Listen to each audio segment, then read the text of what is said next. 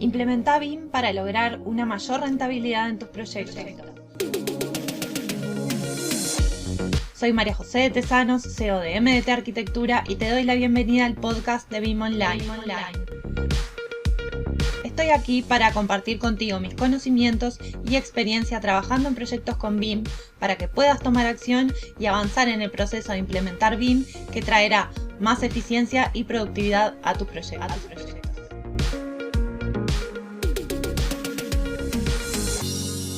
Hola a todos. Bueno, hoy vamos a hablar de cómo evitar errores que pueden llegar a ser muy costosos en el desarrollo de los proyectos. Y primero, ¿qué serían entonces estos errores que pueden resultar sumamente costosos en el desarrollo de los proyectos?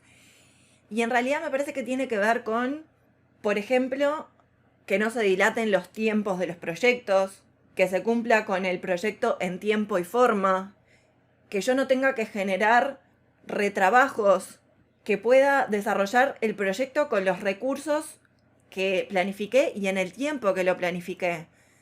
Si yo destiné un determinado tiempo y determinado equipo para ese proyecto y resulta que después, para poder cumplir con lo que prometí, tengo que poner más personas a trabajar en ese proyecto, tengo que revisar los procesos que ya desarrollé, ese proyecto ya me está saliendo con un costo mayor que el que no planifiqué inicialmente. Entonces, ¿cómo podemos evitar estos errores? ¿Cómo podemos anticiparnos a esto para que no nos pase? Y creo que hay varias claves las cuales podemos tener en cuenta de antemano antes de empezar un proyecto para que esto no nos pase, o por lo menos disminuir las probabilidades de que esto nos pase. Creo que estamos muy acostumbrados a trabajar sobre la marcha, lo cual termina en una improvisación muchas veces, y en la medida que podemos tener entornos mucho más controlados en el desarrollo de ese proyecto, es que podemos disminuir los errores. Una de las claves me parece que es la comunicación efectiva. Comunicación efectiva en el intercambio de información con ese cliente, con otros equipos de trabajo y dentro de mi propio equipo de trabajo. ¿Y esto qué va a generar? En definitiva, evitar tener que buscar si omití una determinada revisión que me enviaron de ese proyecto, que no la interpreté como era debido, que no la pude analizar en tiempo y forma, la incorporé en el proyecto sin pensarla y después terminó trayendo problemas, por ejemplo. Y creo que la forma para garantizar la coherencia en el proyecto con la calidad esperada y poder comunicarse de manera efectiva es establecer canales claros de comunicación en determinados tiempos y que sean eficientes. Y esto desde el inicio del proyecto. ¿Cómo vamos a comunicarnos? ¿Cómo vamos a determinar qué cambios de proyecto hay que hacer y en qué tiempos? ¿Y qué pasa si esos cambios no se comunican en tiempo y forma? ¿Qué consecuencias tiene eso? Y para esto es importante que todos los miembros dentro del equipo, con el cliente y con otros equipos de trabajo, estén familiarizados de cómo se van a hacer estos procesos y qué es lo que se va a aceptar y qué es lo que no se va a aceptar en esto también. Y uno podría pensar, bueno, pero el cliente siempre tiene la razón y entonces pide un cambio, y quizás ese cliente no está teniendo en cuenta que si pide un cambio en determinado momento, en determinado proceso, trae sobrecostos y trae consecuencias para ese proyecto y en definitiva pérdidas para su propia inversión. Muchas veces no se lo implica el cliente en esto también. Por eso insisto en que las comunicaciones deben ser efectivas y claras. Otro punto que me parece fundamental es el diseño preciso y detallado hasta donde fue planificado, no detallado de más, sino que si me toca hacer este análisis del proyecto, que yo pueda llegar a fondo en ese análisis y que lo pueda tener en cuenta antes de llegar a la obra, por ejemplo. De esta forma, yo puedo analizar ese proyecto que estoy diseñando, que estoy ejecutando, lo puedo analizar a tiempo y evaluar las posibilidades que existen. ¿Y qué pasa si me encuentro con un error, con una omisión? ¿Qué hago con eso? Y esto lleva también a la identificación temprana de errores y conflictos. Cuando yo me encuentro con esos errores, con esas omisiones, ¿qué hago con esa información? ¿La resuelvo? Igual voy a dejar que se llegue a la obra por más que yo lo pude detectar a tiempo. ¿Tengo procesos claros para poder responder a esos cambios? que estoy permitiéndome visualizar a tiempo?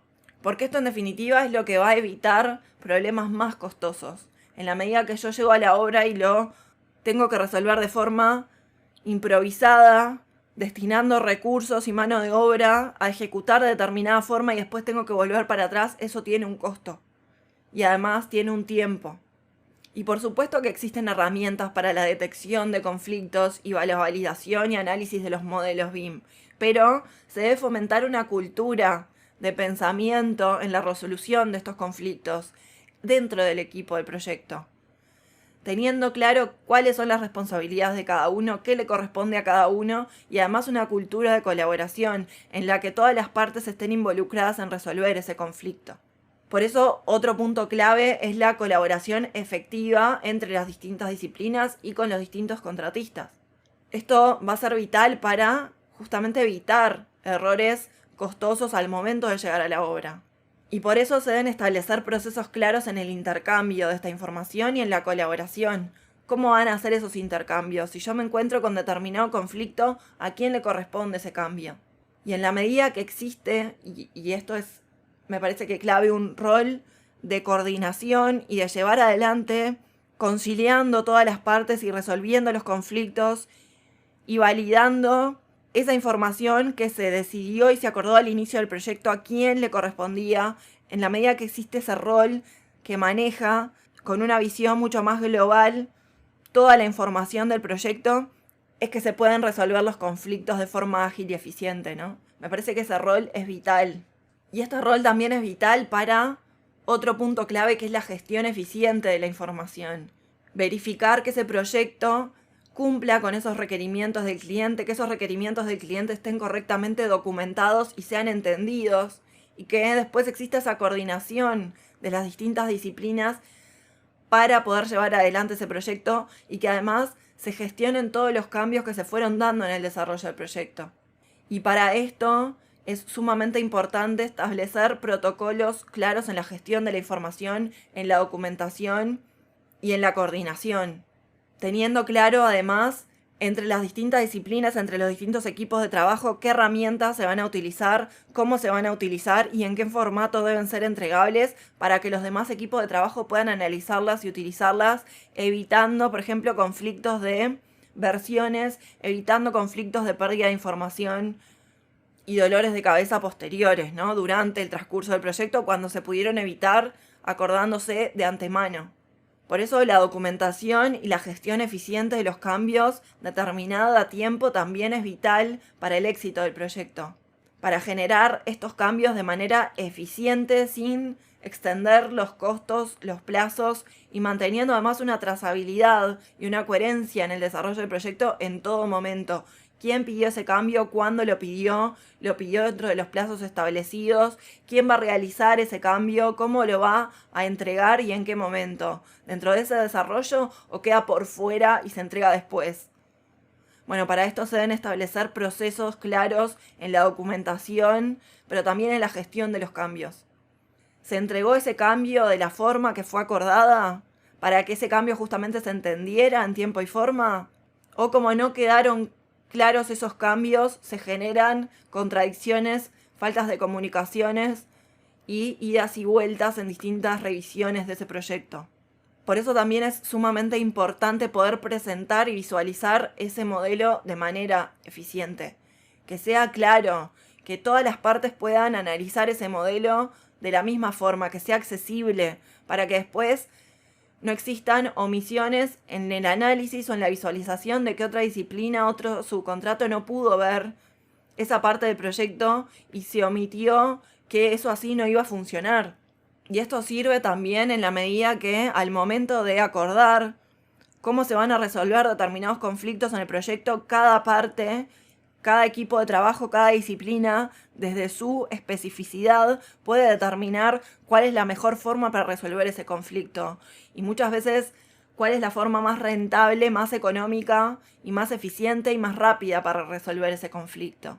Por eso también es vital aprovechar las herramientas BIM en la automatización de los procesos y destinar el menor tiempo posible en la documentación de láminas, en la creación de cientos de láminas de proyectos grandes, por ejemplo, en tareas tediosas de documentación que pueden reducir no solamente el riesgo en los errores en ese proyecto, sino en tareas repetitivas que no aportan valor, porque el valor real del proyecto está en ese pienso y en esa toma de decisiones para que ese proyecto funcione y sea lo más rentable posible. En el bootcamp que voy a estar impartiendo en los próximos días, vamos a estar viendo con casos reales muy concretos los errores que se dan en el desarrollo de los proyectos con BIM y cómo resolverlos de forma práctica. Por eso, si te querés apuntar, te voy a dejar toda la información en las notas del episodio. Y hasta aquí el episodio de hoy. No te olvides de suscribirte para recibir más contenido de BIM. Te espero en el próximo episodio con más proyectos, más experiencias compartidas y mucho más BIM Online.